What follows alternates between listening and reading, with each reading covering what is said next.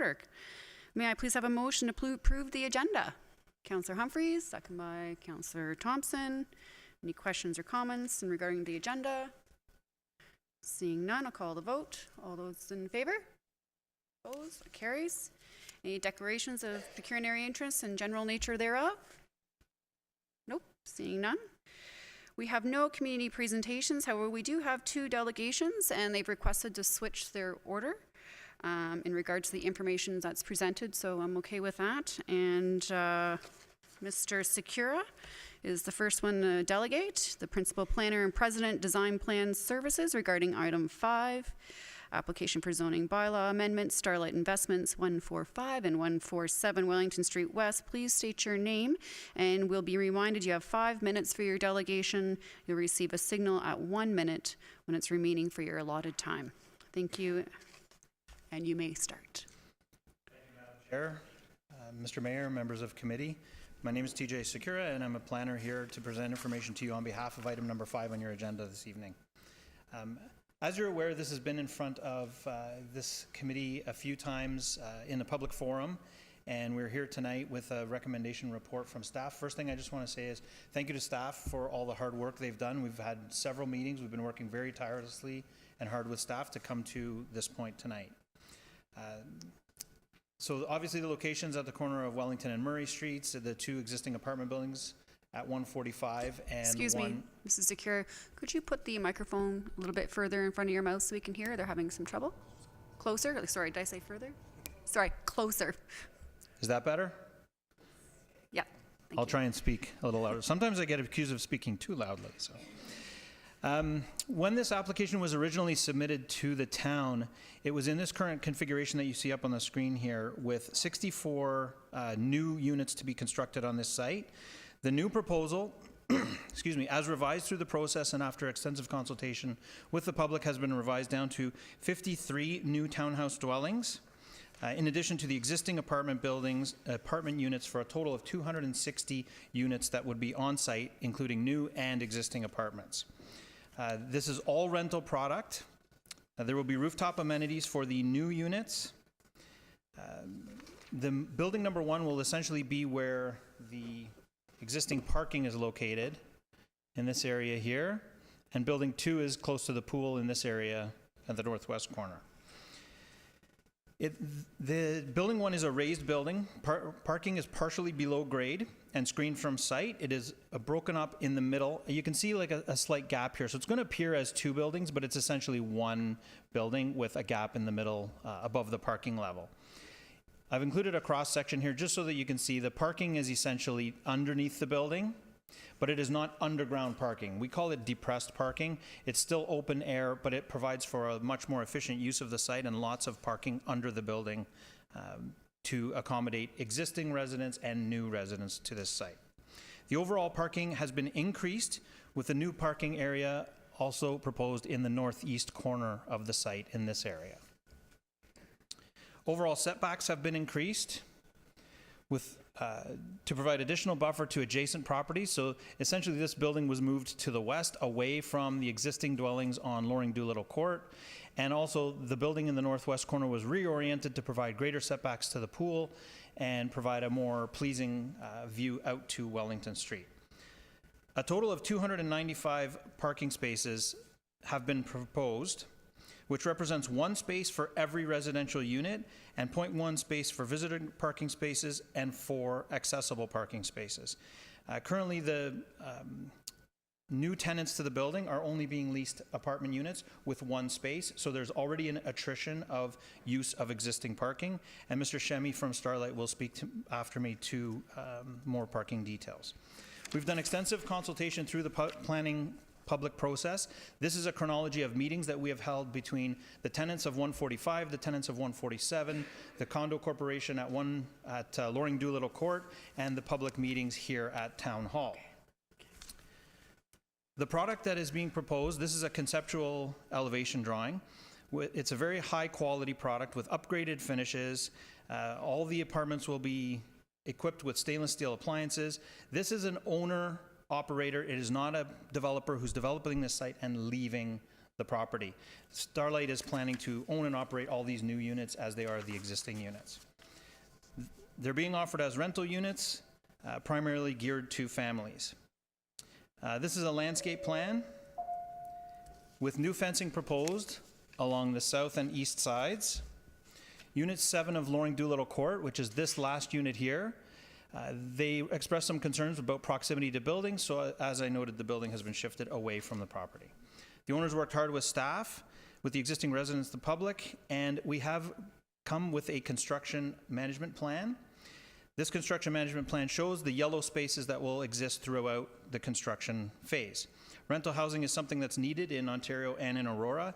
This is an important project, and this, to our knowledge, is the only purpose-built rental project that we are aware of in Aurora that will ultimately add to the range and mix of housing in this neighborhood. I just want to note on a personal level, I've worked with many clients through Aurora and Southern Ontario, and my client in this case has gone above and beyond to consult with the public, and you can see by the chronology of meetings that we've had that they're more than happy to consult with the public, work with staff, and bring to you a proposal tonight that we hope will get approved. Thank you, Mrs. Secura. Thank you. May I have a motion to receive and refer the comments of the delegation to item 5? Councillor Thompson, Councillor Humphreys, any questions or comments for the delegate? Mayor Maracus? Thank you, Madam Chair. Through you, you mentioned about the parking, and I'm just curious, will any existing tenant lose any spot? No. Anybody who owns a spot or multiple spots today retains those as long as they are tenants in these buildings. No parking space will ever be taken away from an existing tenant who has one. Okay, thank you. Thank you, Mayor Maracus. Any other questions or comments? Councillor Thompson. Thank you. Did we see recently arrangements for some off-site parking with the adjacent church to assist during the construction phase? Mr. Shemy was going to speak to that in a little more detail, okay. But absolutely, the owner is working hard with any area landowners close to the property to try and mitigate and arrange for parking during construction. Thank you.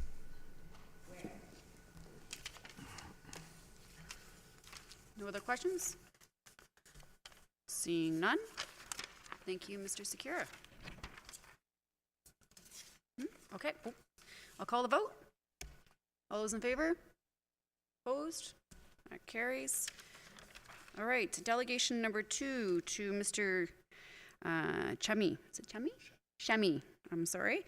Starlight Investments regarding item R5, PDS 20-012 application for zoning bylaw amendment, Starlight Investments 145-147 Wellington Street West. Please state your name and be reminded you have 5 minutes for your delegation, and you'll receive a signal when 1 minute is remaining your allotted time. Thank you, Madam Chair. My name is Mark Shemy, Director of Development of Starlight Investments. Thank you for taking the time to listen to our delegation today. I'm here on behalf of the owner and developer of 145 and 147 Wellington Street West. My planner, Mr. Secura, has provided a general overview, but there's a couple key points which I think are important that I will be addressing today. The first is parking during construction. Through our tenant meetings, and I think our planning public meeting, the number one concern has been where tenant is going to park during construction. And if I can ask for the construction management plan to be shown again, everything shown in blue, this has been prepared by a construction manager. That's where the fencing will be for the majority of the construction period. And the yellow spaces are the number of parking spaces that will be available for the majority of the duration of construction. So what this shows is the majority of our tenants will be able to park on site during construction. And we can also work with our construction manager to phase in the parking. The parking proposed in the northeast corner can be phased in first so that we're minimizing the displacement to our tenants. This does mean that approximately 75 parking spaces will have to be relocated during construction. And even though construction will not be in this year, we still have to go through site plan if approved tonight and building permit. We've been having discussions with adjacent landowners, including the school board, commercial plaza, Wellington Square across the street. And I'm happy to share tonight, and I believe council is already aware, that we have an agreement in principle with Christ Evangelical Lutheran Church, which is located approximately 400 meters to the west of our property on the north side of Wellington. They have a large open grass field where we'd be constructing temporary parking for our tenants. The agreement has not been finalized at this time, but we're confident that we will reach an agreement, and the details of all that off-site parking arrangements will be provided in a detailed construction management plan that will be submitted as part of our site plan application, which will again have to become before council. But we wanted to share that we've been working towards a solution so we can help minimize displacement of our tenants, and that we're working as a solution once construction starts, if approved tonight. Another important point is that we are proposing 56 rental units, and as Mr. Secur mentioned, we are invested in this community. We have owned these buildings since 2014, and we've worked with our tenants, our neighbors on Loring Doolittle Court, planning staff, and council, and we've revised our application based on these discussions. So many of the changes are a direct result of these consultations, and that's how we've received our current plan, which we're seeking approval tonight. And in terms of the materials and that we are providing, we are maintaining these buildings, so we're looking for high quality materials. I think we've really invested heavily in our existing buildings, as have already been demonstrated. Anyone who's looked at these buildings from 2014 now, and they've been kind of greatly improved. And we will also offer units to our existing tenants prior to anything going to the general public. And I think another question was a parking rate of 1.1. We have already been instituting a parking rate of 1 parking space for tenants, for any new tenants looking to rent a unit. So although that we have a surplus of parking today, we are already instituting a parking rate of 1 space per tenant, as we've already been kind of phasing in this rate in anticipation of this development. In closing, we are asking for council to approve our rezoning application today.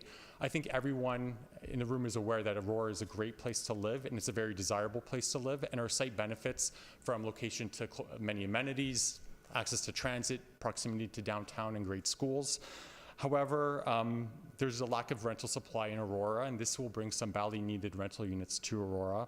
And I think that we've demonstrated through our consultations that we will continue to work with the community, with our neighbors, and with our tenants throughout construction if we're approved tonight. Thank you. Thank you very much. May I have a motion to receive and refer the comments of the delegation to item R5? Mayor Maracus, second by Councillor Thompson. Any questions or comments for the delegate? Mayor Maracus. Thank you, Madam Chair.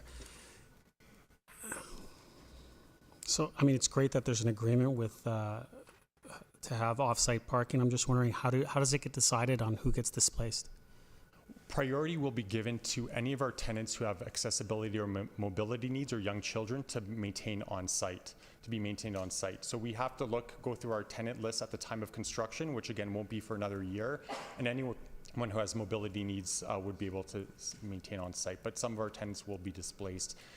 Even if we were just doing a resurfacing of our property, we would have to look for temporary parking as well for maintenance. Thank you. Councillor Gallo. You just touched upon timing. Could you give us a better sense of how long the construction would be until completion and everything back to normal? Well, it's difficult to provide specifics because I think this process we've already been working through for 2 years, and I think that's longer than we would have expected. We still have to go through the site plan process, and we anticipate that to be a minimum of 8 months based on our discussions with planning staff. So the earliest construction would be spring 2021. Preliminary discussions with various construction managers anticipate an 18-month construction duration. Okay. And this question may have been for the planner, but I'll ask you anyway. Just to, what's before us is basically a zoning bylaw amendment to change from secondary density apartment residential to secondary density apartment exemption zone. I don't know if you could go through the difference, exactly what we're actually approving tonight, and you had mentioned the site plan will be coming back to us with some more detail on what it will look like. General answer, then perhaps Mr. Secur can jump in, or planning staff. But essentially, this zoning of the site now is specific for 2 apartment buildings. So we're adding a new type of housing mix. So there needs to be specific development, I guess, regulations for these new buildings, as well as parking, a new parking rate for this as well. But we're not asking for an increase in density. It's primarily related to kind of performance development specifications and parking. That's pretty high level, but pretty concise. Thank you. Any other questions or comments for the delegate? No, I have one. You had mentioned that the majority of the tenants will be priority parking on site. So do you have a percentage of what that defines? What is the majority of parking? You said the majority. So what does that equate to? So the majority of the parking spaces will be on site. So I believe that the current number of parking spaces on our property is... So we currently have 267 parking spaces on the site today. So on the construction management plan, we had 164 parking spaces that would be on site. Not all of our parking spaces today are fully occupied. We have about a 5% or 5 vacant units, and we have currently have about 22 vacant parking spaces today. So 22 of them currently are vacant. Correct. Of that 267. Correct. And 267 include 11 visitor parking spaces. I'm sorry, includes? 11 visitor parking spaces. Okay. Just one more question. It might not be for you, actually, but if you can answer it, and it just dawned on me to ask this question. I know you flipped that one building on the west side to face the pool, and I had mentioned in planning, and I'm hoping you can answer, I was hoping that the west side, wasn't just a blank brick wall that would face Murray Street, that there would be some sort of aesthetics that was kind of applied to that. I don't know if maybe those comments were taken consideration within the planning of that. So those specific details we can address at the site plan stage. Right now the elevations are conceptual, so we can look at any type of facade treatments with our site plan application. Perfect. I just want to know if the comments were taken there. Yes, they were. Okay, perfect. All right, thank you so much. Thank you. All right. All right, no other questions or comments? Seeing none, I'll call the vote. All those in favor? That carries. Consent agendas. We have no consent agendas. Moving to the advisory committee meeting minutes. May I have a motion to receive item A1, Heritage Advisory Committee minutes for February 3rd, 2020. Councillor Thompson, second by Councillor Gallo.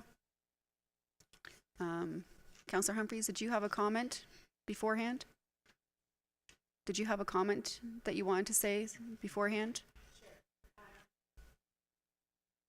Through you, Madam Chair. Thank you, Rich. I just wanted to acknowledge that staff have done a great job in terms of treating and putting in a new process to ensure that our listed properties are treated as a potential heritage when coming before us for alterations or changes. So I just wanted to thank staff for putting that in place, and it helps us feel a lot more secure that our potential heritage properties are protected. So thank you very much. Great. Thank you very much, Councillor Humphreys. All right. So I guess that leads us to call the vote. All those in favor?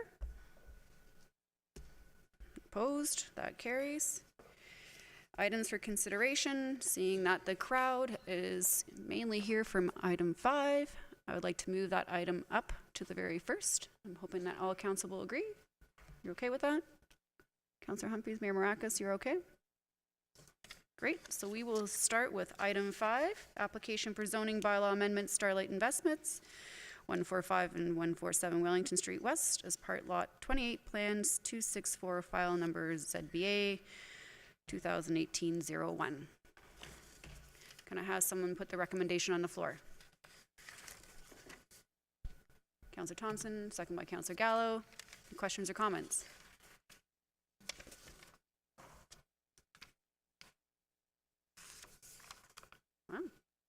All right. Seeing none. Oh, Mayor Maracas. Thank you, Madam Chair. And well, I wasn't going to let this just go with a vote. So, I mean, because I think there's people in the audience and they want to hear what we have to say. You know, this has been a long process, and this has started through the end of last term, and we've been dealing with this one. And I think every step of the way we've been asking the applicant to look at basically some things that are concerning to the residents and to this council.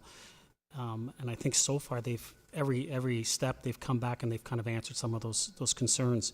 Maybe not to the best that we would like to see, but ultimately I think we all need to understand, and we've pointed this out to the residents and we've pointed it out to each other sitting here, is that there is an appeals process and there is LPAT. And we know that, with purpose-built rentals, if this council was to say no, you're going to go to LPAT. LPAT will overturn that decision, I guarantee, in a second. And all we would do is just waste tax dollars. And so when you look at it, it's always about how do we work with the applicant to get the best for our community and for the residents in the area. And while it might not be the most ideal, I think at the end of the day, I think that they've answered a lot of those questions that we've had. They've provided us with a solution to off-site parking. Like I said, it might not be the most ideal, but I think that this is the best thing for our town as an overall solution. So I will be in favor of moving forward.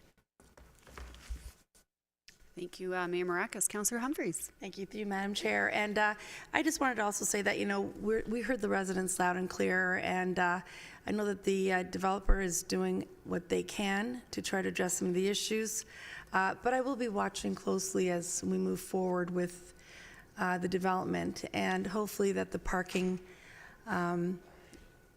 compensation, the work that you're doing will really help the residents. And as Mayor Maracas mentioned, hopefully there'll be something in terms of, setting up like a hotline. If there's any things that are concerning, that they can streamline to the developer and to town to make sure that we listen to all the issues and complaints moving forward. So do our best to understand that as we move forward. So thank you very much for your work, and to the residents, let's hope that it goes as well as we're hearing so far and as we move forward.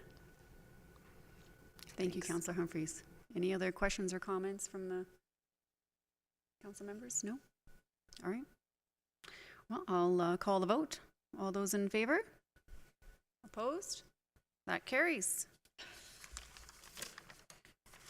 All right, item 1, and we have a presentation. Library Square Governance Review. Who's presenting? Who? Oh, okay. Oh, perfect. Yeah.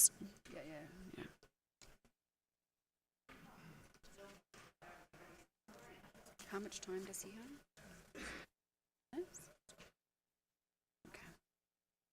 Does he have to state his name and address and all that, or doesn't he? State your name? Okay.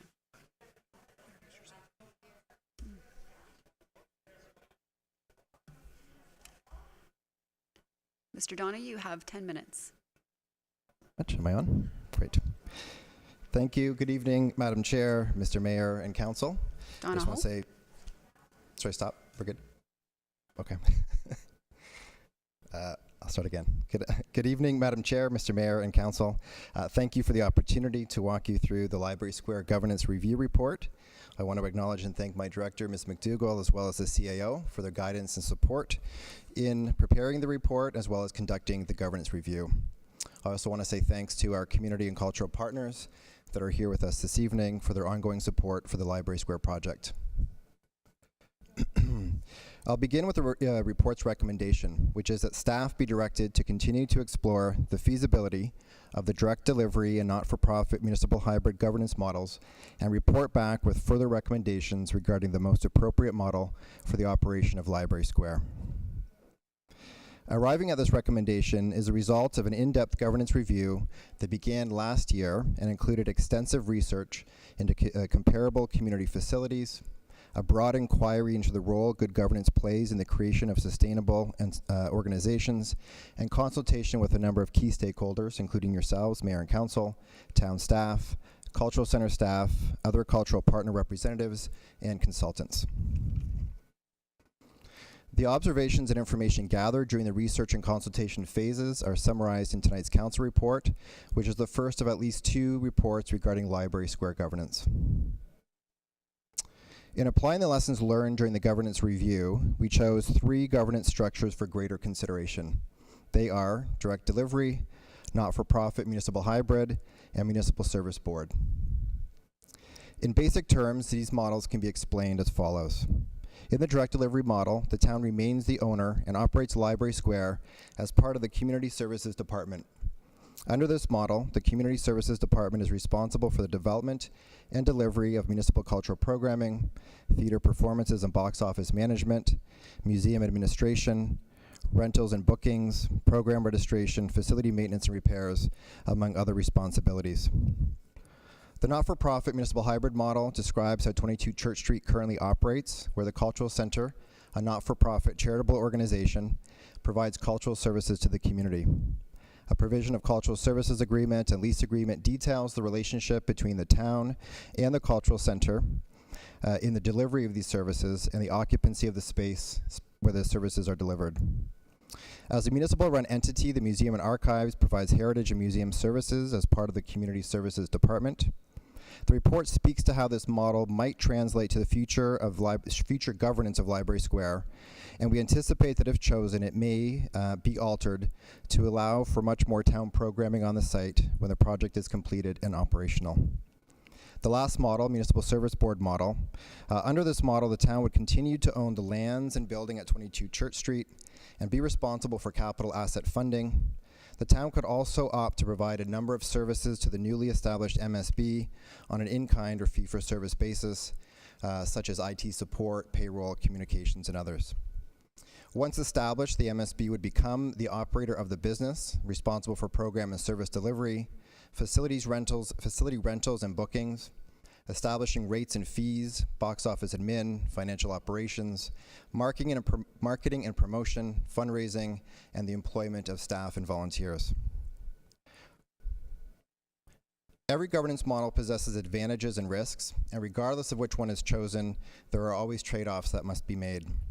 The report before you provides a list of the benefits and disadvantages of each of the three models just explained, but I'll do my best now to try to summarize them just a little bit more succinctly. Looking at the direct delivery model, when you think of the benefits, some of them include centralized decision-making, enhanced municipal influence, access to complementary municipal resources that would deliver efficiencies and economies of scale, consistent wages and salaries, ensuring equitable pay among roles and responsibilities, a simplified approach to space allocation, and consolidated branding, marketing, and promotion.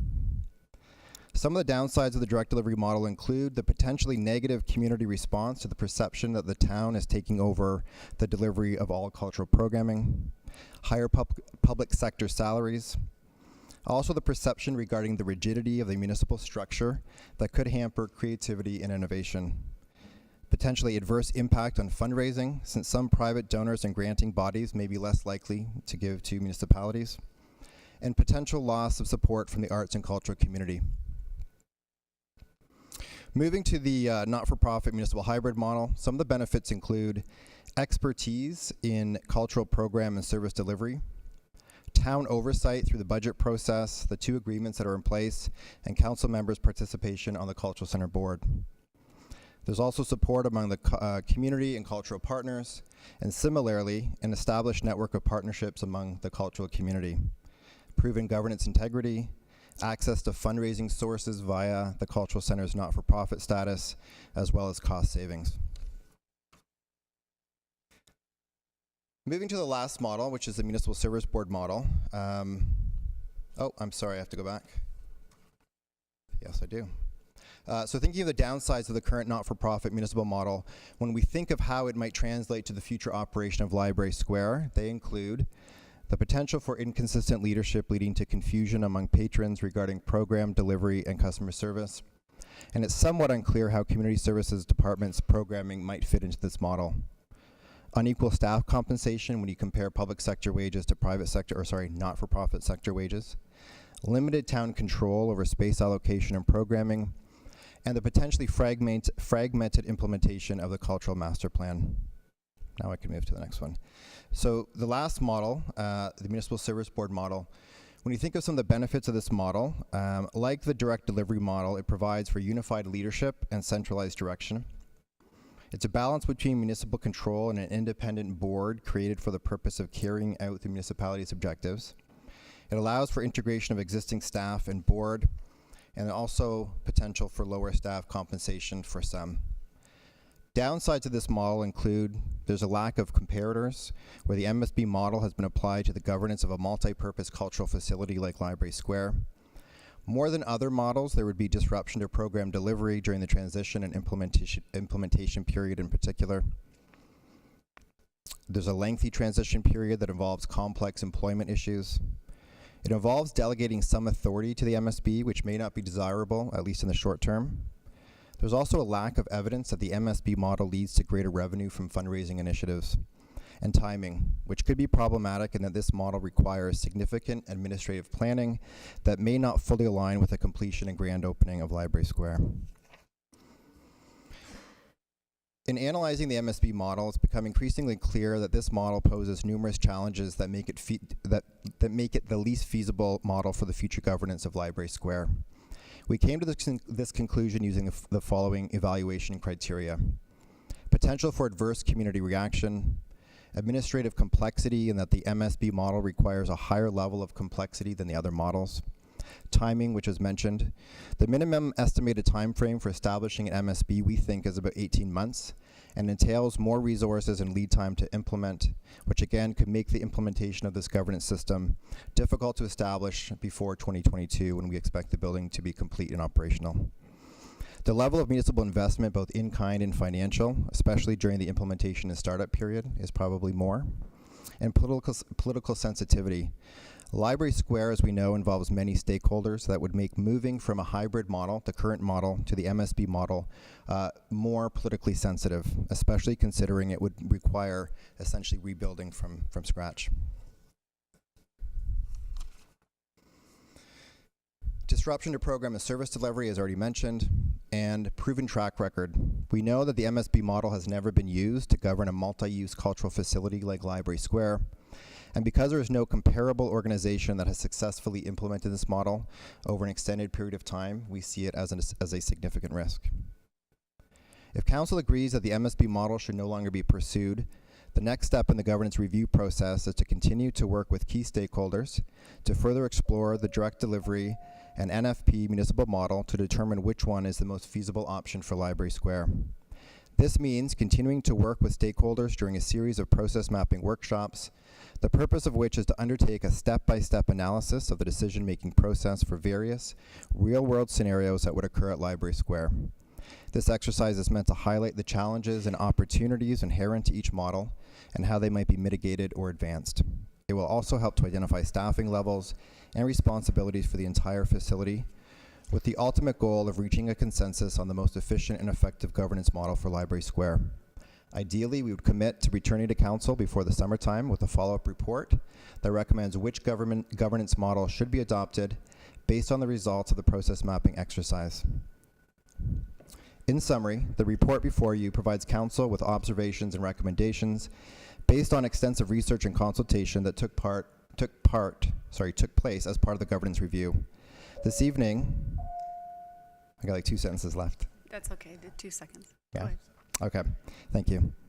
This evening, staff are seeking Council's direction to remove the Municipal Service Board model from further consideration as a future governance model for Library Square, and to continue to explore the feasibility of the direct delivery and hybrid models with key stakeholders. Thank you. This concludes my presentation, and obviously I'm happy to take questions whenever appropriate.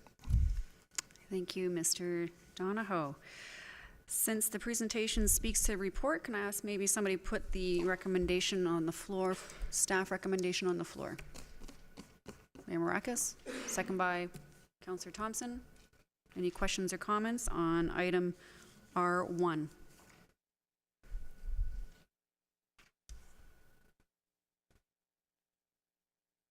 Councillor Thompson. I'm certainly supportive of the recommendation to abandon any discussions with regards to a municipal service board. I certainly agree in terms of the complexity, in terms of the sensitivity and so forth, and it's just not the right model for moving forward for the operation. I also think that, I understand why we're going through this exercise, but, from my perspective, You know, since being on council since 2010, the ACC has done everything that council has asked of them. They continue to build and improve upon the relationship and address the issues, and I expect that to continue to go forward. And so I'll look forward to the report, but I still believe that the current hybrid model that we have in place, while albeit maybe there's some ways to enhance or tweak it, is still the best path forward.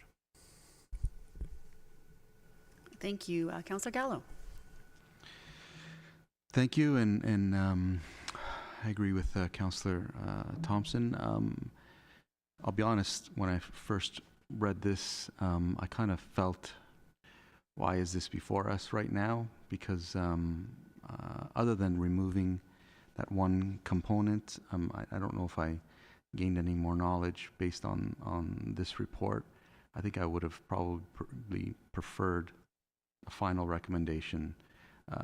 If we weren't ready for that, I would have been happy to wait for the summer. I don't know the value of this report, to be quite honest. The 3 models were generated by staff. I don't think you necessarily need us to remove one of them. If you don't support it, you don't support it. Great information. I'm just saying, you know, let's make a decision. And if it took a little more time, then I would have been okay with that. Councillor Humphreys. Thank you, through you, Madam Chair. And so just a quick question. So now that, you know, I support the recommendation to remove that for sure. But from next steps perspective, when are you planning to come back to council? Is there a time frame that you'll be coming back in? Mr. Donohoe? End of summer, beginning? Yeah, through you, Madam Chair. I would say that as we kind of alluded to in the presentation and the report, we're thinking that we want to come back hopefully before the summer break. So we want to get to, you know, moving on to working with the key stakeholders as quickly as possible. So that could be one workshop, a series of workshops, but again, it's a matter of getting together with our stakeholders, I think, as soon as possible, working through some of the, you know, the scenarios that we need to work through, and coming back, you know, hopefully June-ish. I mean, I think that's the ideal scenario in our opinion. Good. And just something to consider, and I know that this is the first time report, and I think it's, and I know we didn't delve into this, but there's a lot of great skill sets within the Cultural Center today, and as we move forward, we can ensure that similar to what Councillor Thompson mentioned earlier, that there's some really great how am I trying to say this? Great skill sets, and deliver some very unique and specialized programming. We certainly don't want to lose any of that, and just make sure that we kind of continue in the same direction as we move forward with the appropriate model for sure. So that's just something to consider.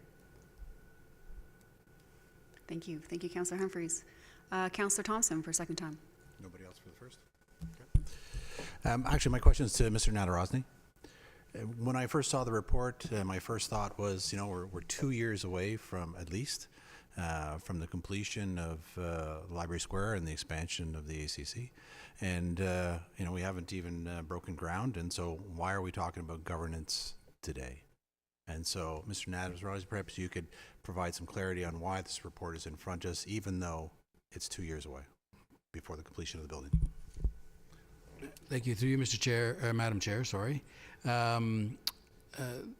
The staff were tasked with looking at governance and the delivery of cultural services even before Council had made the final decision on Library Square to move that forward. So this is really a continuum of process that technically started last term with a motion, I believe, from Councillor Kim around cultural funding and how it was to be managed in the future.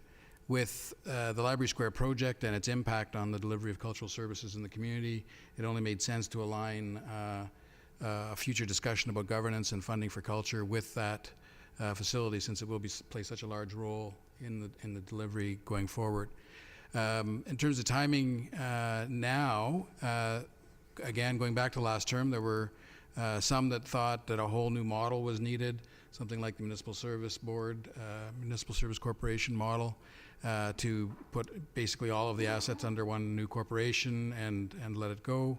And so we thought that it would be good to get that model off the table as Mr. Rose Donoghue has explained in our research, we didn't see success with that model, and we didn't see the need to sort of start with a blank piece of paper in terms of a model going forward for cultural services. So you could argue that we could wait a little longer, perhaps, given the construction schedule and so on, but the business plan for Library Square that Council has already funded includes more staffing, includes some projections about the amount of programming that can run through the new facility. And if we are going to achieve what is in the business plan, we have to be up and running from a staffing and from an administrative perspective, probably a good 12 months before the doors open if we want to have it utilized to the maximum that it can when the doors open. And so when you look at having everything in place 12 months before opening, that doesn't leave us a lot of time to figure out what the path is between where we are right today and what that model looks like 12 months before we open the doors. So, and that's what I assume, that from a practicality perspective, from a budgeting, hiring, staffing, it's important to decide how best to move forward now or as soon as possible, so that all groups can properly plan for the future. Thank you. Thank you, Councillor Thompson. Mayor Maracas for the first time. Thank you, Madam Chair. And I was gonna say, if we want to make a decision, I mean, and I think it might be, maybe it's in the best interest for us to say, hey, you know what, let's task staff and say we're going to go with the not-for-profit municipal hybrid governance model and have them just specifically work on that and how they can update that and how they can tweak it and give us the best proposal when it comes back in front of us, and then we can look at that. I mean, if we all agree that, what I hear around the table is that we're all kind of leaning towards that way. Well, why don't we have staff say, this is what we want, and we want you guys to work on this over the next year, so we can look at how we're going to implement it. What are going to be the little things that we're going to update, maybe tweak? Maybe that's the best thing for us to do, is to make that decision here tonight, instead of just eliminating one. Maybe we pick the one that we want. I've gone through this. I've looked at it. I kind of see the one that I kind of like, and from what I'm hearing around the table is that I think everyone's leaning towards one model over another. So maybe that's what we do, and give staff the proper amount of time so we can have the best solution once the doors open. Are you looking to put an amendment on the floor then?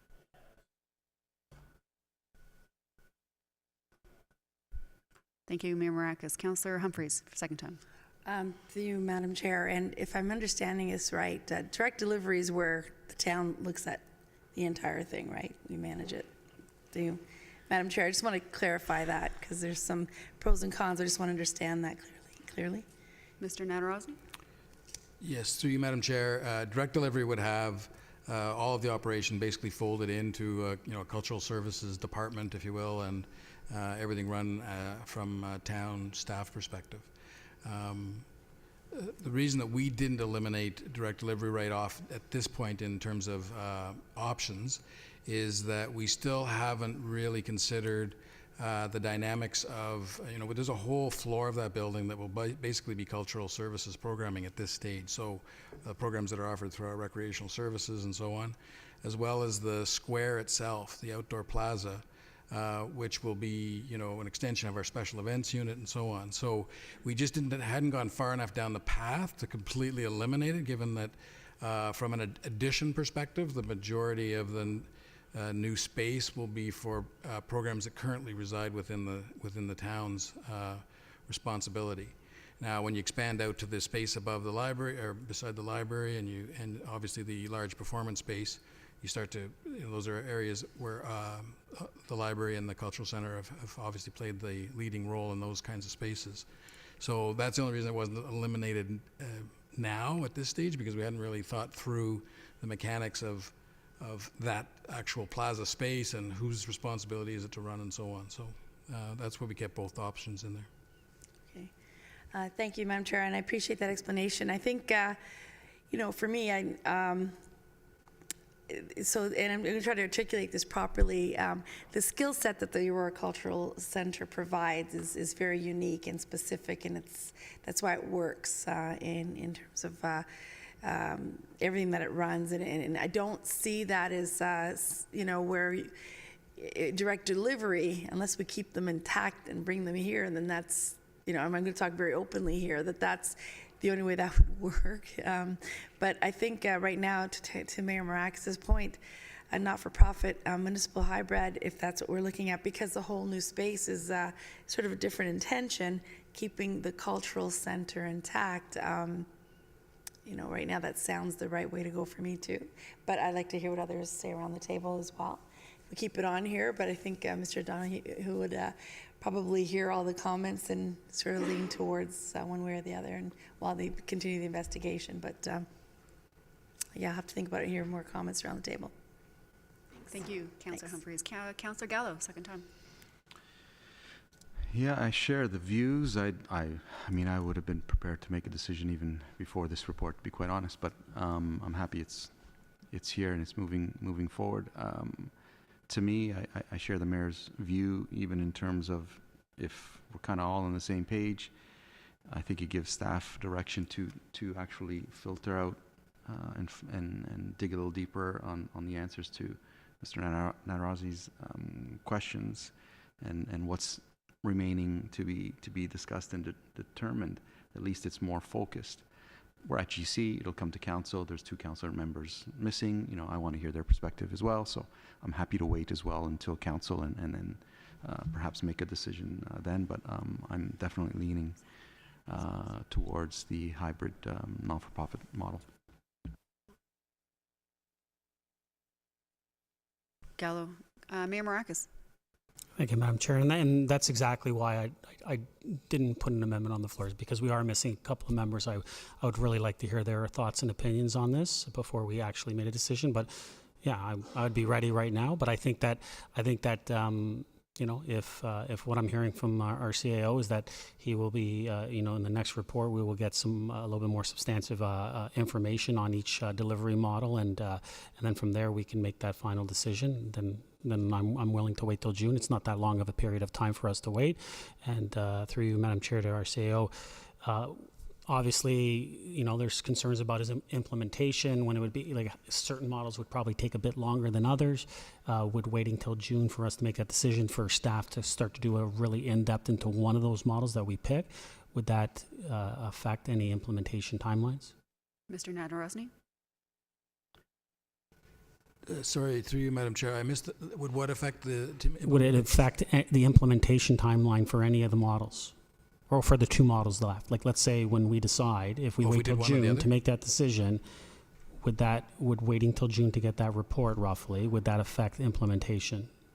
No, I don't. We don't see it as affecting implementation. We think that that gives us 2 years before the door is open, basically, and we think that's adequate time for either model. Okay, and like I said, I wouldn't mind hearing Councillor Gartner and Councillor Kim's comments on this as well. Thank you, Mayor Marakis. I have a quick comment, and that's I do like the fact that we had the opportunity to look at all 3 models, and I think that you did pick the right 2 and what I think that we want for the cultural center.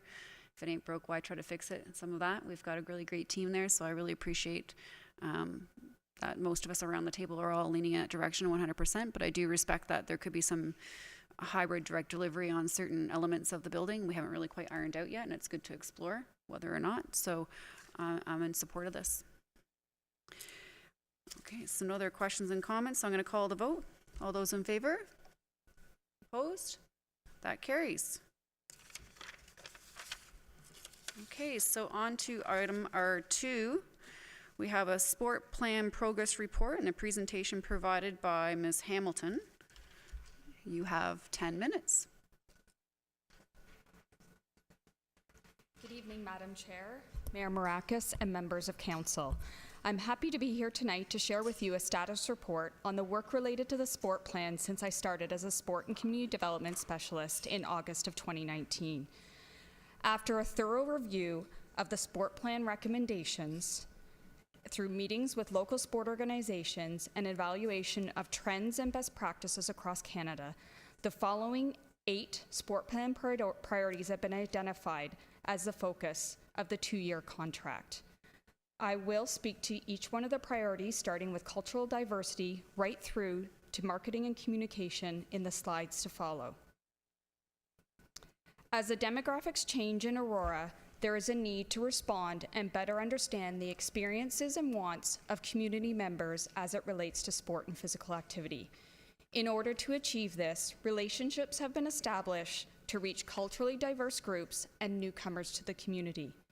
Information booths and presentations to English as a second language classes have taken place and will continue to take place at the Welcome Center Immigrant Services, where Town of Aurora staff can engage with newcomers to Canada.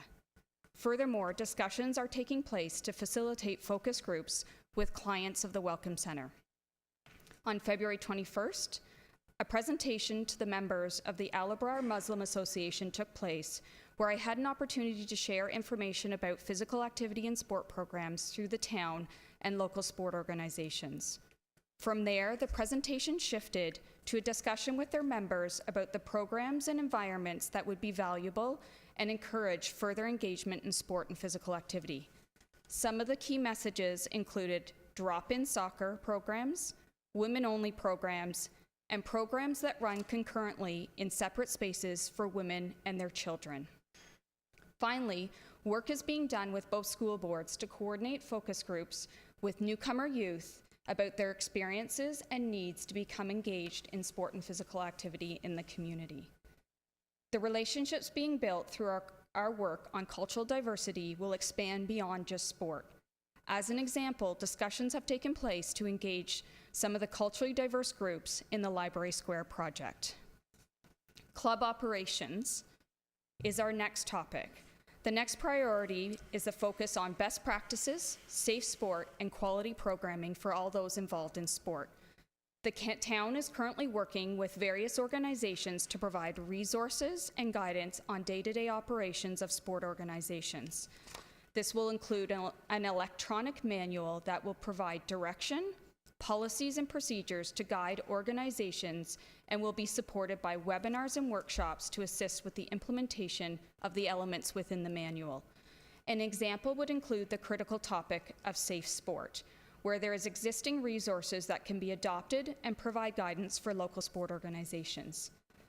The resources that will be developed can be valuable to community groups outside of sport, with similarities in the area of governance and volunteer engagement. Low-income families. Two major barriers for low-income families include financial constraints and transportation. With the recent launch of the Town of Aurora website sport pages, residents will be able to access information about subsidies for participation in sport. Information about programs such as All Kids Can Play and Canadian Tire Jumpstart are included. Further review is taking place to identify avenues to bring programming to low-income neighborhoods in Aurora. This would eliminate the barrier of requiring participants to travel by vehicle or public transportation.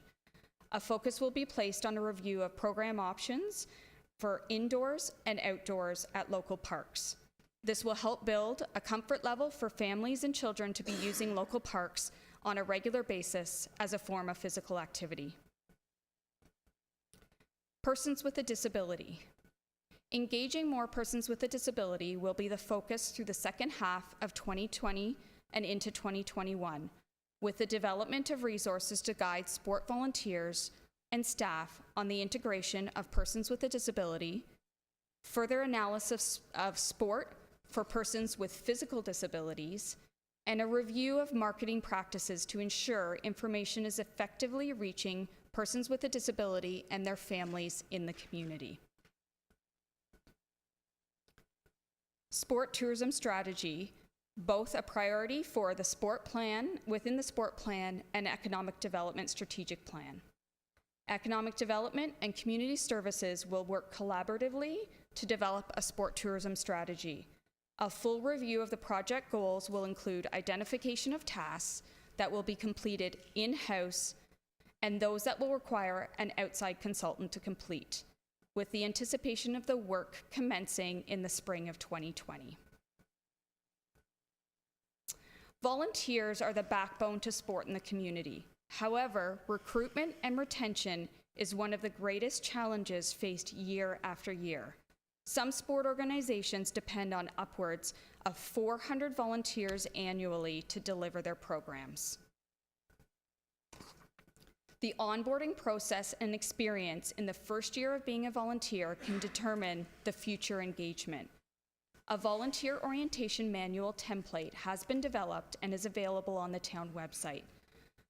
The template provides a framework that can be adopted and customized by local sport organizations. It is an opportunity to share resources and support a community of volunteers to ensure that we retain them for the long term. One of the big projects that we've been working on since I started in the position is women and girls in sport. The town, local sport organizations, and community partners are working with Canadian Women in Sport. For anybody that's familiar, formerly the Canadian Association for the Advancement of Women in Sport and Physical Activity. They just rebranded last week for that exact reason, the length of their name. We're working on a project to assess the gaps as it relates to women and girls in sport. Just 2 days ago, 20 individuals came together in a consultation workshop to address the gaps and identify solutions to increase participation of females in sport as participants, coaches, officials, and volunteers. A few key takeaways from the workshop include a critical need to be innovative in how we move forward to engage females as participants, coaches, and officials. Not everyone fits in the same box. Providing a safe environment for females to participate in any role will retain them for the long term, and we need to have both female and male allies to be successful in making change. It is important that we as a community as a whole stop the negative talk towards females in leadership positions, which is an ongoing issue within sport in the community. Further on the Women's and Girls in Sport project, an application has been submitted to the Canadian Women's in Sport WISE program. The initiative is called 20 Female Leaders in 2020. A focus is to engage more female coaches, officials, and administrators in sport in the community. And we hope to hear about that in the next couple of weeks if we're successful. To further support the work on women and girls in sport, the town will be hosting a Female Leaders in Sport Summit on September 13th, 2020 at the Aurora Family Leisure Complex. The program will bring together youth, coaches, and administrators to collaborate, engage, and learn. In the weeks to come, more details will be released about the program for the summit. And the final piece I would like to share today is the active role that the town is playing with communications going forward. There's the recent launch of the sport pages on the website, engagement on social media, and support to local sport organizations will take place through workshops and seminars on the effective use of social media. To wrap up, we look forward to the Mayor's Roundtable discussions with local sport organizations planned for the spring of 2020. There will be an opportunity to hear from sport organizations on their needs and wants, challenges in the year ahead, and some updates on the sport plan. The overall goal of the sport plan is to increase participation in sport, and the priorities reviewed today all contribute to address gaps in sport and avenues to provide a welcoming, safe, and inclusive environment for community members to become engaged in sport as participants, coaches, officials, and administrators. Thank you, Mayor Maracus and Council, for your ongoing support to drive the sport plan forward and strengthen our community. I appreciate your time this evening. Thank you, Ms. Hamilton. Again, so since the presentation does speak to the report, can I ask someone put the staff recommendation on the floor? Councillor Humphreys and Councillor Gallo. Thank you. Councillor Gallo. Thank you, and fantastic report. If those 8 sport plan priorities came out of discussions from our sports community, you know, I can't be more proud of developing those 8. I think it's a fantastic statement to that community and to our community: cultural diversity, low-income families, sports tourism, and as you highlighted, women and girls in sports. I mean, fantastic, really, really good job. I'm so proud of this, and I'm really looking forward to moving this forward. Thank you. Thank you, Councillor Gallo. Councillor Humphreys. Thank you, Madam Chair. And similar to Councillor Gallo, I just want to echo thank you very much for taking charge of this initiative. Welcome to the town. You're doing a great job. I'm so excited to hear about each of these areas. It hits right on the nail on the head. And really excited about the women in girls in sport. Very excited about that. Was the official announcement launched as planned on the 1st? Could be bad me, I don't think I saw it, but if you could just confirm through you, Madam Chair. Ms. Hamilton? Through you, Madam Chair. So on March 1st, when we held the consultation with Canadian Women in Sport, we made the announcement to those in the room, so they were first to hear. Good. And then it was released to all of our local sport organizations via Save the Date and posted on social media following the days on Monday following. So it is out in the community, and the response that I've received through the Save the Date that was sent out to the local sport organizations was quite overwhelming and enthusiastic, and a willingness to step in and be part of the planning process. So I'm quite excited to move forward on that piece as we start the planning in the weeks. Well, it's already in the works, number of things that have already been set up, but as we move forward with the planning. Thank you you, Madam Chair. I thank you so much. It's just a good feeling to be so close to this. Getting the direct feedback from you helps us gauge what's happening in the community and the reaction from the sports groups. And I just continue to look forward to your updates and hear more and more of what's happening in our community, and looking forward to this whole evolution. So thank you very much again. Thank you, Councillor Humphreys. Mr. Mayor Maracus?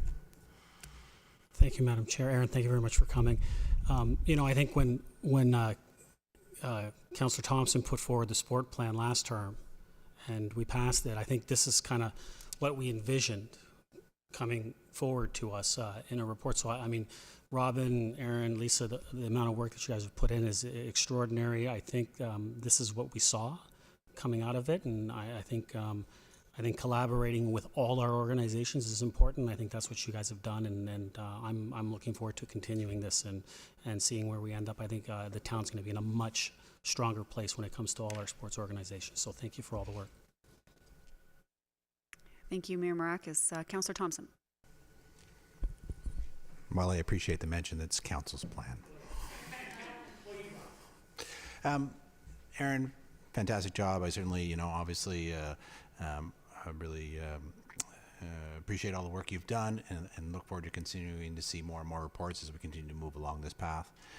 One of the things I just wanted to ask quickly was in Appendix 1, it talks about the local sport organization list. There are 24 clubs that we had one-on-one meetings with in the fall. Was there any clubs that you had hoped to meet with to be part of this that just didn't materialize in the fall? And if so, are there plans to meet with them, I guess, now or in the spring? Ms. Hamilton? Through you, Madam Chair. Through the local sport organizations, there are some that have not engaged with us on the sport plan project.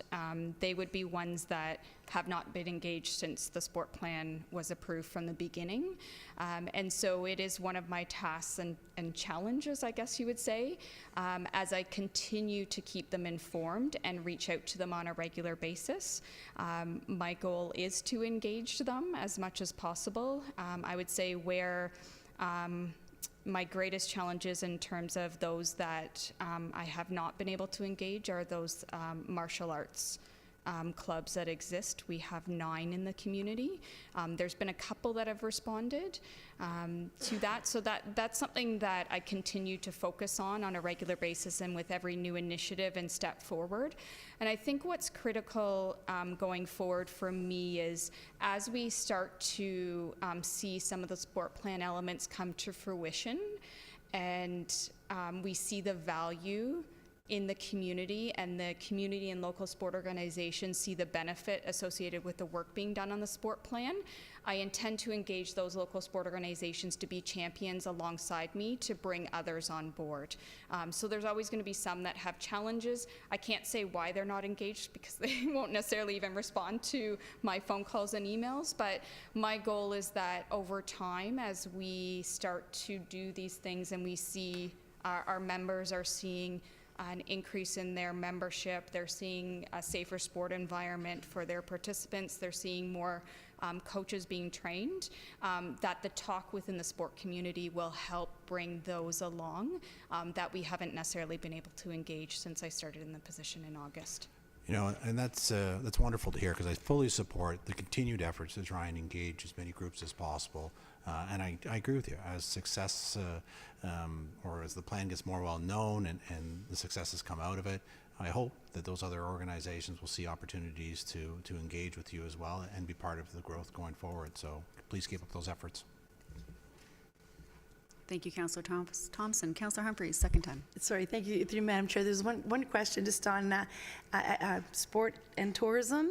I know that that's going to be more of a focus later on this springtime. With the hotels coming along board and sport clubs, do you have any plans in terms of working with the hotels and the sport clubs to try to encourage some of that? I think that was one of the things we're waiting for to get things launched, but any thoughts on your plans? Or maybe I shouldn't even ask and wait for the next update. Ms. Hamilton? Through you, Madam Chair.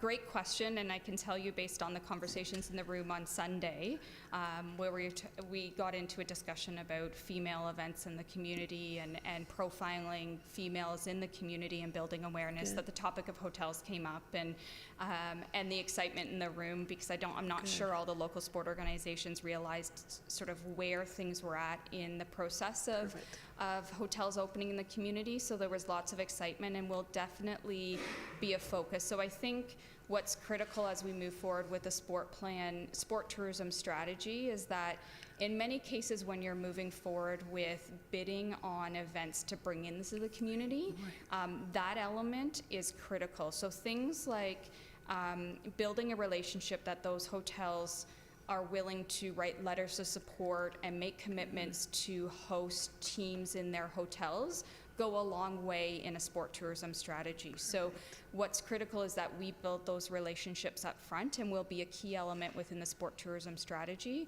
and one that's identified that those relationships are established. I know some of them are sort of focusing on sport groups with some of the upcoming events happening in the community in 2020. So we have to build those relationships up front so that when we move forward with our sport tourism strategy, we have that support and will help us be more successful in bringing events into the community. Great. Thank you very much. That's great. Thank you. Thanks. Thank you. Any other questions or comments? No, well, I just have a question.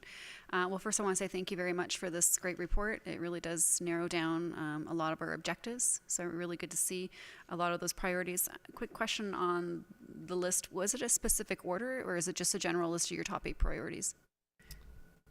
I think actually when I put it in the report, it was by alphabetical order. If I go back, so there was no, it's not by priority as in the top cultural diversity is the primary topic. I think for the most part, some of it was a matter of how the report flowed. There was links between different elements, so to help with the flow of the report would have impacted. There's not one that's a larger priority than the other. Some of it's a matter of how it falls, how relationships evolve, and where we have the capacity and willingness to drive things forward. Some take a bit more background work to establish relationships, partnerships, do a bit of research.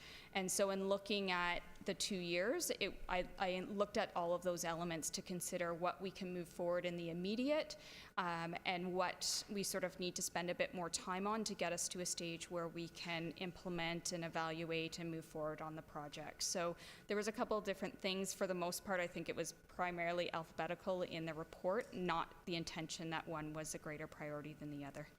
Okay, thank you. I see that now. And just another question about, I love the 8 points there. I think they're all spot on, but I was wondering if there was any intention to look into an aging society, since we are eventually going to be a majority of seniors, and if that was something that you were going to put on your plan in the future as far as accommodating sport and activity for the aging population.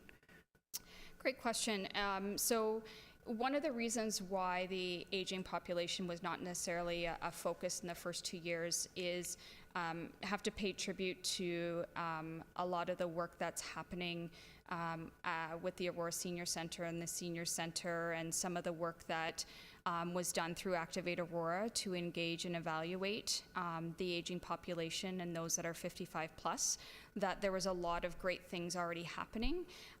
In the previous work that was done when the plan was being delivered by Sport Aurora, there was a focus group done with the 55 plus population, and through that they were quite happy with the current status of sport and physical activity in the community and what was being provided to them. And so based on that information, when I was reviewing what was happening, it for the time being, it may be something we focus on in the future if this continues to be, the sport plan continues to be a priority within the town, that's a focus in the future. But based on what's happening currently within the community, people seem to be quite happy, and the work being done is engaging our aging population at this point. Great, thank you. It's really good to hear, and I'm glad that we did look at all facets of that, and we do have a great senior center. I think it's been known as one of the best, at least in York Region, that I know of, so that's really great to hear, and I'm glad that this is narrowed down for at least a couple years, because we can't do it all at once, so I really appreciate it. Thank you very much. Any other questions or comments from anybody? No, seeing none, I'll call the vote. All those in favor? Opposed? That carries. Thank you, Ms. Hamilton. Okay, so item R3, the pending list update. Can I have someone put the recommendation on the floor? Councillor Thompson, second by Mayor Marakis. Any questions or comments? Councillor Gallo. I just have concerns about removing some of the items that are pending, particularly the ones around the next official plan review. I saw some inconsistency that we're getting some reports back, and those are pending but are remaining. We're doing an official plan review.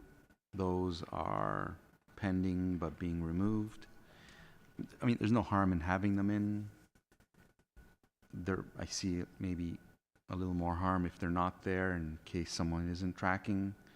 So I just wanted to get a sense of why those are being removed if they're still pending. Mr. Clerk, Mr. Waters? Through Madam Chair, could the councillor point them out and specifically the ones he's referring to? I can, as soon as my computer shows me.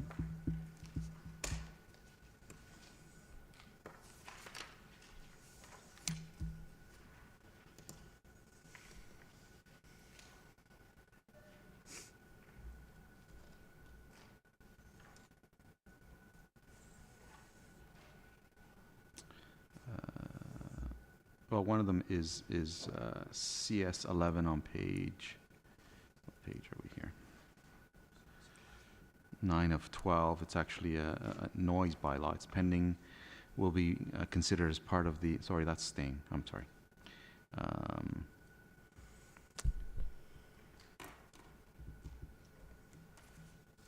It's not loading properly.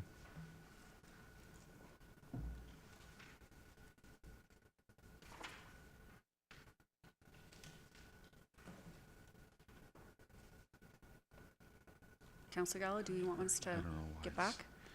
I got them circled though. PDS 6, page, excuse me, 16 of 25. Pending to be removed, to be considered as part of the official plan review.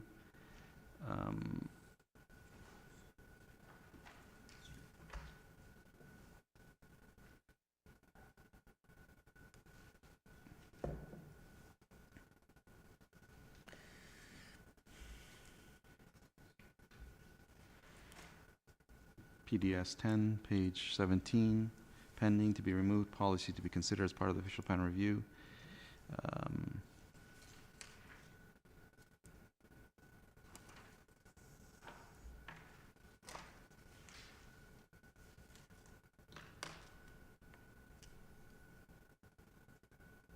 There's PDS 17 on page 19, pending to be removed report. PDS 18-03, September 18th, staff report to, it'll come Q2 2020. Just wondering why we're removing them if they're pending and reports are actually coming.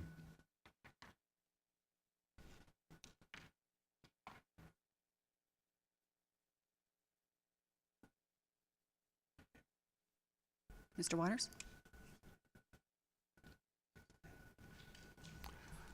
Through you, Madam Chair, I can only respond in a somewhat of a general way that the item has been picked up as part of the official plan review. So technically, they will be addressed through that process. As to their origins and to why they were put on initially, I can't respond to that because I wasn't here at the time. Councillor Gallo? No, I'm not looking for. I can read the origins. It's more they're pending, and they're not completed, and they're part of an official plan review. Yet we're removing them from a pending list. That's all on me. Mr. Nadarozny? To you, Madam Chair. This was our attempt to clean up a long list of things, and so there's no problem if there's particular things that council would like to leave on from a highlighting perspective. There's no issue with that. So we've attempted to clear off ones where we think through other reports and actions that we know are already coming that they're looked after in the interest of trying to consolidate this list and make it clean and more readable and easier for us to track on a more proactive basis. We haven't been doing such a good job of bringing this to council on a regular basis. So this was just part of a cleanup, and if any of them would like to be added back on, we have no problem adding them back on until they're dealt with in their entirety. So I'll, when it comes to council, I'll do that. My computer, for some reason, is just not loading them up, and I take too much time to go through them. So I'll do that when it comes back at council. There's not many, but. Thank you, Councillor Gallo. Councillor Thompson? Thank you. Just a couple things. A couple of them here that are referenced that were from last term that were to be considered as part of the official plan review.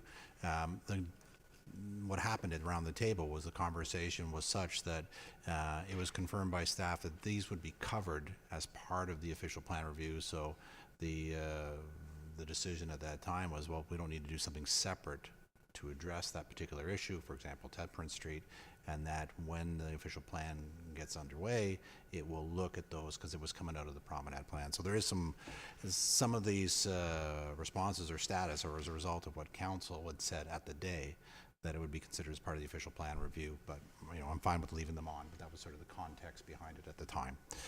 I do have a quick question through you to Mr. Nadarozny. I guess my question is how do we decide what goes on the pending list? While many of these are the result of motions brought forward by members of council, be it last term and this term, not all of them are. Some of them, fleet strategies and sidewalk maintenance and some of these zoning bylaws and so forth are on here, which are necessarily reflective of reports, but I'm not certain that they really came out as of a notice of motion.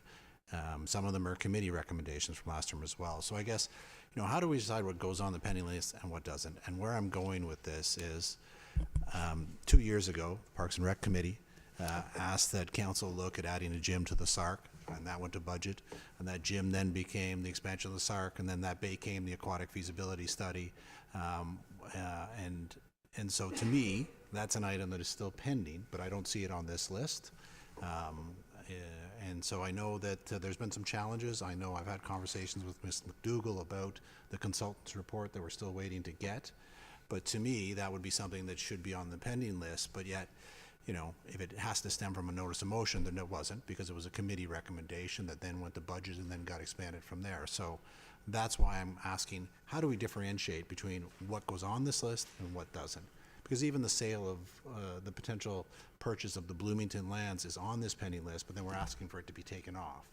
And so I guess I just want to get some consistency around what we put on here and what we don't. Mr. Nadarozny? Thank you. Through you, Madam Chair. So, for my, many of these items even predate me in terms of my time here. And so I think there's been an inconsistent approach to what gets put on the list. Part of the problem, quite frankly, which is one of the changes we've made this term, is that recommendations from a committee that had no input from staff, had no research done, could show up at council in the past and sort of take the form of a motion or direction, even though we had not considered doing that work, or maybe it was going to be part of a future work, and so it would appear on the list because it came as a recommendation. So going forward, this list should be a list of any motion, any operative direction that council gives staff that isn't yet fulfilled. So any of the motions that are passed here that involve a future action should show up on the council pending list going forward. In an effort to clean it up, we have looked at some of those historical ones that were on there, such as the gym, which, if my memory on that one is correct, that actually came from a committee recommendation as well, and sort of got put on, and there was misunderstanding about what that committee direction really meant. Some people thought that there was a gym going to be built as a result of that recommendation, and staff took it a little differently, that we had to go off and kind of figure out if a gym should be built. And so so because we had a facility review underway, we felt we were comfortable taking an item like that one off, because the facility review will address gyms and will have a recommendation in terms of where to expand gym space. So absolutely, we've made some judgment calls along the way about which ones are coming off and how we're making sure we capture them, but we're absolutely open to a different interpretation of council. I think there's a conversation to be had just about how we can be consistent with the pending list, and if the purpose of it is that it keeps track of those motions that members of council make, and that it has to originate from a member of council, then so be it. That's fine. I just want to be consistent that way, because I think that's the challenge then, is being able to, and it's been the challenge in the past, looking through the pending list and saying, why is this here, but yet why isn't that there? And so, there just needs to be some thought around, what makes the pending list and what doesn't, and then just be consistent with it, because I think that's always been a little bit of the confusion around the pending list, and whenever we've had it on the table, there's always been a council or two that'll go through it and say, geez, why isn't this here? Why is that here? And we're still in the same spot. And so I appreciate the efforts to clean it up, but I think in addition to cleaning it up, let's just find a consistent method of how things get placed on the list. Thank you, Councillor Thompson. Any other comments or questions? No, I just have one, and it's just a matter of just sparking my memory on the Bloomington purchase, and it just says to be removed. Is that because we're just not exploring that anymore, Mr. Nadarozny? Through Madam Chair, between the facility review and the sports fields, we know we're going to need land, and that's certainly one of the areas we're looking at. We also know we're very actively involved with the province. The mayor has been constantly harassing our MPP to get the province to move forward on that. So again, we knew there was lots of action around it, and so whether or not it stays on the list is fine with us. Thank you, Mr. Nadarozny. All right, seeing no other comments or questions, I'll call a vote. All those in favor? Opposed? That carries. And on to item R4, local sport organization license agreements. Someone want to put the recommendation on the floor? Mayor Maracus, Councillor Humphreys. Any comments or questions? Mayor Maracus. Through Madam Chair to Ms. McDougall, I believe, right? Yes. I just want you to, if you could confirm to all of us that nothing is basically changing other than just formalizing the agreements. Sorry, Ms. McDougall. Through you, Madam Chair, that is correct. This is just something administrative to ensure all parties are protected by a license agreement. Nothing is changing regarding the relationships. Thank you. No other comments or questions? Seeing none, I'll call the vote. All those in favor? Opposed? That carries.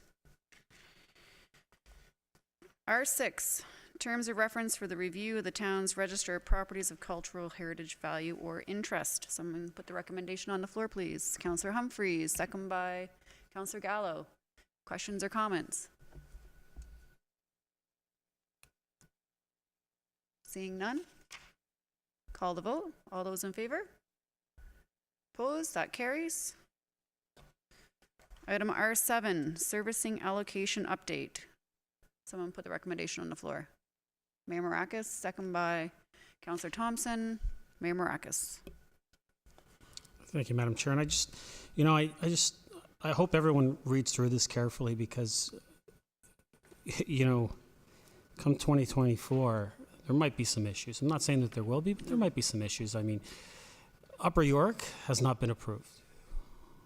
And so without Upper York, we're gonna run into maybe a shortfall when it comes to our allocation servicing. And, right now, as it stands, if you read through the report, we haven't granted and we haven't given any allocation, but we've, in essence, the applications that have been brought forward represent about 1,300. Mr. Waters, is that right? 1,300? Mr. Waters? 1,300 units? Through you, Madam Chair. Yes, we have about Or 1,200, sorry. Yeah, I think it's there's units and there's persons, and depending on the structure type, they translate into a different allocation.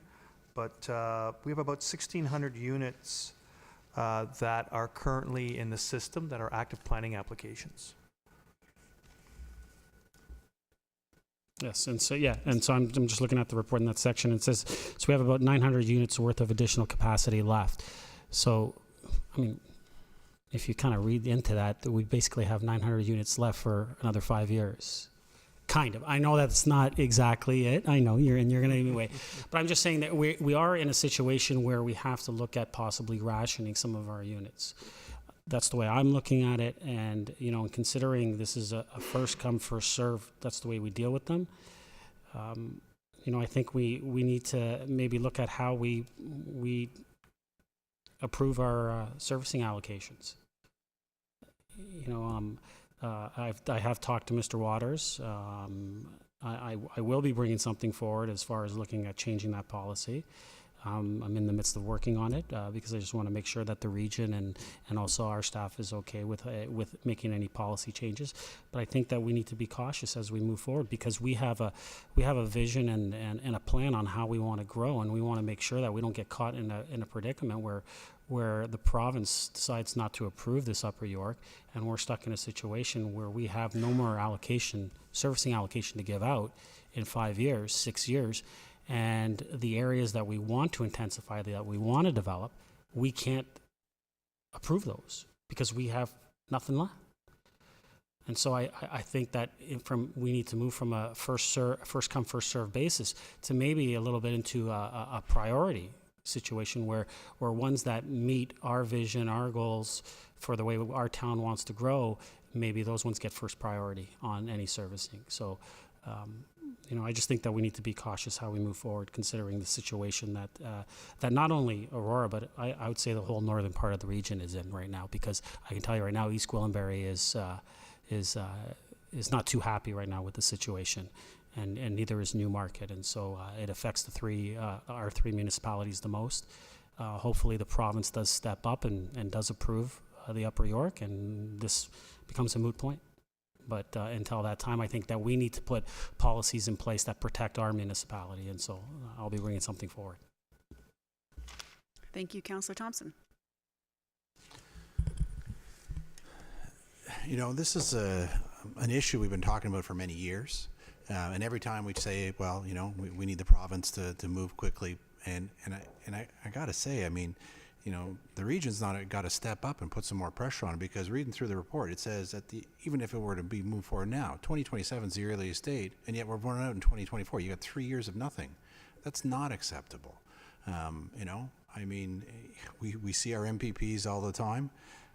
We need to put pressure on them. This needs to move forward. I don't think they truly, grasp or understand what's at stake here.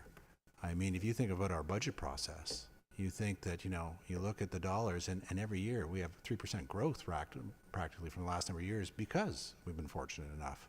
Well, if you can't have any new building applications, there's no new taxes. And that's going to have a big impact on not only our budget, but on our residents as well. And so, we keep talking about it, and I get it that now we're talking about Band-Aid solutions about how to ration within, but, that only will get us so far. We're still going to run out. And so I think, somehow, some way, we need to continue to put more pressure on our MPPs so that they can bring that message to Queen's Park and get this done.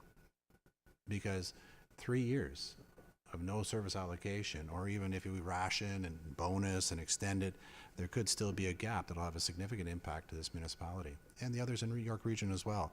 And I've just heard time and time again, over and over, environmental assessments, delays. I've heard it flip-flop between the province and the region and back and forth. But, perhaps, we ask somebody from the region to come to here and delegate and be a little bit more specific about what the issues are and how it is happening in terms of the delay, because sometimes it feels like everybody's passing the buck. And so, I appreciate staff putting on the report, keeping us up to date. I mean, we've seen these reports before. It's disappointing that the delays continue to push back the start dates for the Upper York Service Solution. I appreciate the fact that, staff are looking for ways from getting applications to qualify for bonusing and allow them to maximize the service allocations available. But, the window is closing quickly. Thank you, Councillor Thompson. Councillor Gallo. Yeah, I definitely share my councillor colleagues' concern. This is a serious issue. There's no question about it. It needs to be dealt with now, and we may not even have a solution, and it's out of our hands for the most part. I think, I don't know what the mayor is intending, but at least in terms of what Councillor Thompson was just mentioning, bonusing and any new developments, we should really, bump up the list if they're willing to, like some others, develop in a way that they can save allocation. And there's some coming up that are actually in the report. Shining Hill, Aurora Bayview Southeast, the Young Street South Secondary Plan. I mean, we should be looking at now. I don't know how far along they are, but if there's any bonusing or something that we can do to encourage them to be very mindful of the allocation that's going to be delegated to them, and any other ones that come forth. I think at a minimum we can certainly do that. But I don't disagree. Let's have the region here and let's have them explain why it's taking so long. Maybe the mayor knows, and I'd love to hear it. Thank you, Councillor Gallo. Mayor Maracas. Thank you, Madam Chair. And I didn't bring it up because I thought we all knew about this, but the region's done everything. Everything's done. EA assessment, everything is done. The only thing that's not done is the Minister of Environment hasn't signed off on it. And I know I might get yelled at for just saying it straight out, but that's the short end of the stick. That's what's happened. The minister hasn't signed off on it, and this has been going on since last term, since the previous government. They just haven't signed off on it, and we've been arguing with them. Sign off on this. Everything is done. It's ready to go. The money's set aside at the region. Everything's ready to go. Just need the minister to sign off. And we're arguing with them all the time. In a nice way, obviously, because you don't want to upset them and then for them to walk away and say, no, we're not going to sign off on it. But that's, in essence, that's it. The region's done everything that they can possibly do to this point. And there's not more that they can do other than just to plead to the government to sign off on this and move forward because of what's at stake here. Right? And also just to let everyone know, the Upper York, while it helps us, none of our stuff is going to go up to the Upper York. We're going to go down towards Toronto, but what it does is it releases the servicing allocation that is currently for East Gwillimbury. It would release those numbers to us, so it would allow our numbers to go up. So while it doesn't specifically, our stuff doesn't go to Upper York, that's how it helps us. That's how it allows us to have more servicing allocation. But like I said, this is something that the province needs to sign off on.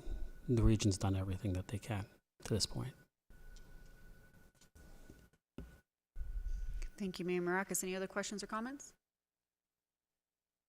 No, well, I just want to echo what my fellow colleagues are saying. I was extremely worried when I read this report and was going to ask some of the same questions and make some comments because it is a serious problem.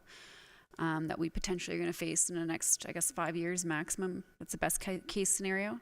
Best case scenario. You did mention some places that were included, like Shining Hill and Aurora Bayview, Magna, Stronach.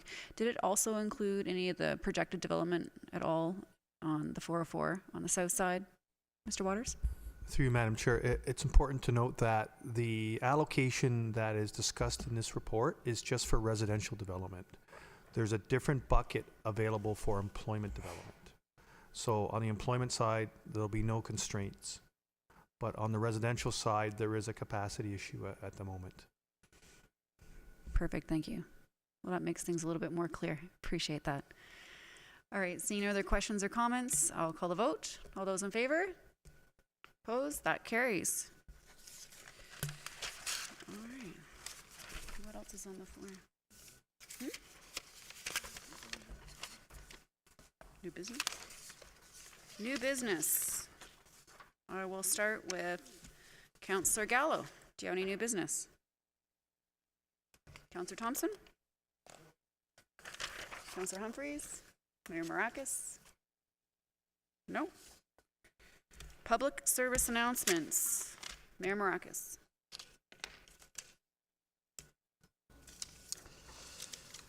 Thank you. Every year we pay tribute to deserving residents, businesses, and organizations for their outstanding efforts in the community. Our community recognition awards acknowledge leadership, volunteerism, and individual and group achievements within the community. Applications are now being received. The deadline to submit a nomination is Friday, April 3rd, 2020. And for more information, visit aurora.ca/CRA. And also today, actually at the ACC, had a little gathering of former Aurora Tigers Junior A team members and owners and coaches from the 2004 and 2007 RBC winning cup teams. It was great to have them out there. Not all of them could make it out there, but it was a great turnout, and it was just celebrating a great moment in Aurora sports history. And so if anyone, they have the story up at the Aurora Sports Hall of Fame website, and you can kind of hear the story and listen to what happened back then. It was an exciting time. And they can find that, anyone can find that at Aurora Sports, actually aurora.shof.ca/moments-in-sport. You know what, it was an incredible time, and I specifically remember the 2007 crowds, place was packed, excitement, and even though this year didn't go well, I think we're all excited about next year and maybe have an RBC run. Thank you, Mayor Maracus. Councillor Humphreys. Thank you, Madam Chair. I have two tonight. The first one is winter overnight parking restrictions are in effect until April 15th, 2020. During these months, there's no parking on streets between 2 a.m. and 6 a.m. Parking restrictions will be enforced regardless of the current weather or road conditions during this time period, so be sure you park your vehicle off the roadway during the restricted hours. There is a fine of $50. For more information on winter overnight parking, or to find out real-time information about when your street has been or will be plowed, visit aurora.ca/snow. And I have one more for you. Mark your calendars for Aurora's Easter Palooza. Join us on Saturday, April 11th at 9:30 to 1 for a family fun event, including a visit from the Easter Bunny. Wristbands are $6 each and now available, and please visit our website, aurora.ca/Easter. Thank you, Councillor Humphreys. Councillor Thompson. Thank you. I also have two. The Aurora Art Show and Sale is filling up quickly. If you are an adult or youth 12 to 17 years of age and want to participate in this juried show, submit your application form now. Visit aurora.ca art show for details. And you can save 10% off selected summer camps when you register during our early bird period until March 6th. Early bird discount applies to the following camps: Kinder Camp, Sports Camp Junior and Senior, Adventure Camp, and Arts Camp. For more information, visit aurora.ca/camps. Thank you, Councillor Thompson. Councillor Gallo. Thank you. The Seniors Active Living Fair will be taking place on Saturday, March 28th at the Aurora Senior Center. Admission is free. Enjoy exhibitors, fitness demonstrations, health seminars, grab bags, and more. Visit aurora.ca/seniors services for more information. As well, register now for spring, summer recreation programs and summer camps. For more information on programs offered, visit aurora.ca/rec guide. Thank you, Councillor Gallo. And I have one. The town of Aurora believes in recognizing our leaders of tomorrow who have made a positive impact in our community and inspire and give us hope for the future. We encourage students in our community entering their first full year post-secondary study to apply for the John West Memorial Leaders of Tomorrow Scholarship Award. The awards will be distributed to 2 applicants per year. Applicants must be a resident of Aurora. To apply, visit aurora.ca/leaders of tomorrow. The deadline is May 1st, 2020. Thank you. And with that, there's no closed session, and I just need a motion to adjourn. Councillor Humphreys, Councillor Gallo, all those in favor? Opposed? That carries. Adjourn.